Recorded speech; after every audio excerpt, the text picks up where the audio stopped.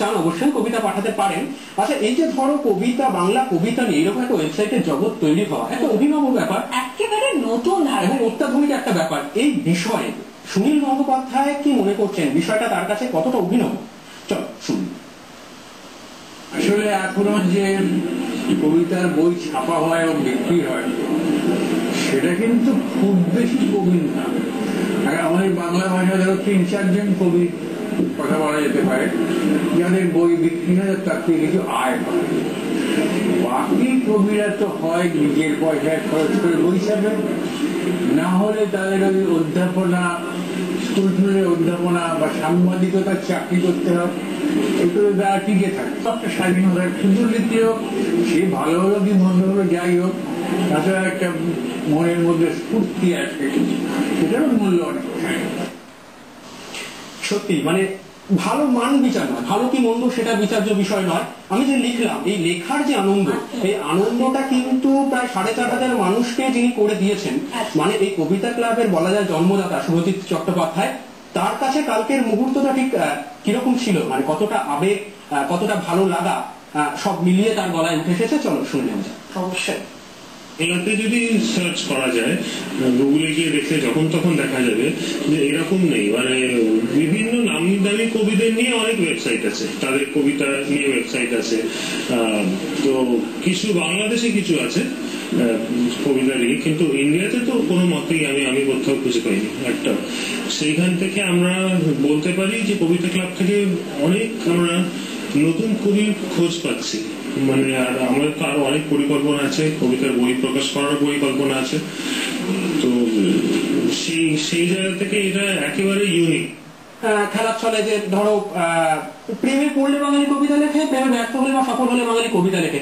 এখনকার যারা কবিতা লিখছে, বিশেষ করে কবিতা ক্লাবের ওয়েবসাইটে যাদের কবিতা আমরা পড়বো, তাদের কাছে কবিতার ইন্সপিরেশন কি? সুরজিৎ চট্টোপাধ্যায় থেকে শুরু করে কবিতা ক্লাবের অন্যান্য কিন্তু যারা সদস্য রয়েছেন কয়েকজন, তারা কিন্তু সে কথা বলেছেন। প্রেম লেখা কবিতার তো অসুবিধা নেই, আমারও তো সেরকম প্রেম করা লেখা কবিতা আছে যেগুলো পরবর্তীকালে গান হয়েছে। তো ইন্সপিরেশন এইখানে আমার মনে হয় যে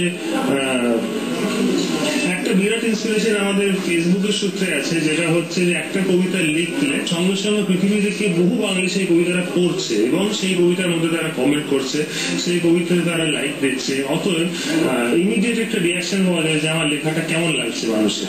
তো সেই জায়গাটা একটা বিরাট জায়গা, এবং সেই জিনিসটা ভেবেই আমাদের ওয়েবসাইটটা করা। মানুষের প্রত্যেকেরই হয় লাইফে, কিন্তু হ্যাঁ সেটা সাকসেসফুল হলো কি না হলো তার ব্যাপার না।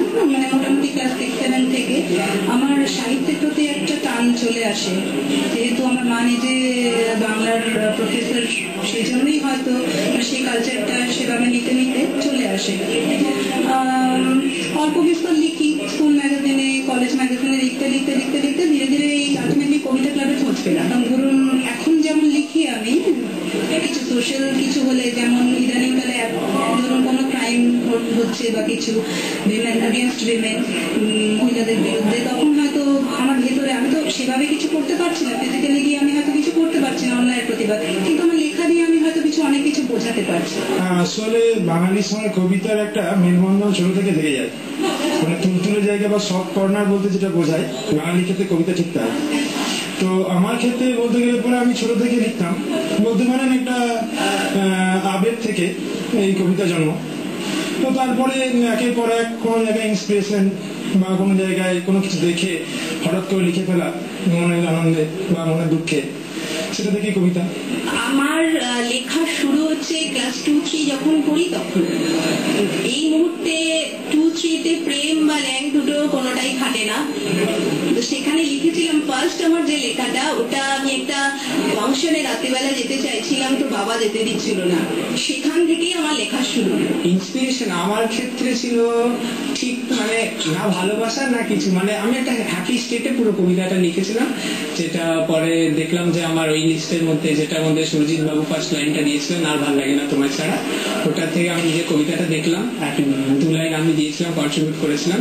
আমার ক্ষেত্রে ইন্সপিরেশনটাই কবিতা ক্লাব, বিকজ আমার লেখা শুরু হয়েছিল ক্লাস 3-4 থেকে। তো মাঝখানে 6-7-এ আমার কোন একটি কারণে আমার লেখা বন্ধ হয়ে যায়। তারপর এইচএসের পর আমি মানে ফেসবুক জয়েন করি, সুরজিৎদার সাথে যোগাযোগ হয়। তো একদিন দেখলাম দাদা লাইনটা দিয়েছে, আর ভাল লাগে না তোমার ছাড়া। তাই আমি দাদা এখন লাইনটা দিয়ে চারটা চেষ্টা করে দেখি না, যদি লিখতে পারি। তো আমি লিখতে পেরেছিলাম, আমি চেষ্টা করেছিলাম, মানে আমার লেখা বন্ধ থাকার পর আমার ফার্স্ট লেখা আর ভালো লেখা তোমার ছাড়ার সঙ্গে। তো আমি কবিতা লেখা শুরু করেছিলাম খুব ছোটবেলায়, কয়েকটা স্কুল লাইফ থেকে আমি কবিতা লেখা শুরু করেছি। তো স্কুল লাইফে কবিতা লেখা আমার শুরু হয় ভারী ব্যাগ নিয়ে। আমাকে ভারী ব্যাগ নিয়ে স্কুলে যেতে হতো। তো সেই দুঃখে আমি লিখে ফেলেছিলাম ভারী ব্যাগ নিয়ে, দারা সিং ভীম সিং খেয়ে গেল হিমসিং, স্কুলের ওই ব্যাগখানি বইতে খাতা বই পেন্সিল ঠাই নেই অ্যাক্টিভ, ব্যাগটাকে কত হয় সইতে, সেই ব্যাগ রোজ বয়, গুড বয় ব্যাড বয়, পালোয়ান নয় তার মস্ত, যখন যা কিছু পায় গড়ে তোলে বলবান হস্ত।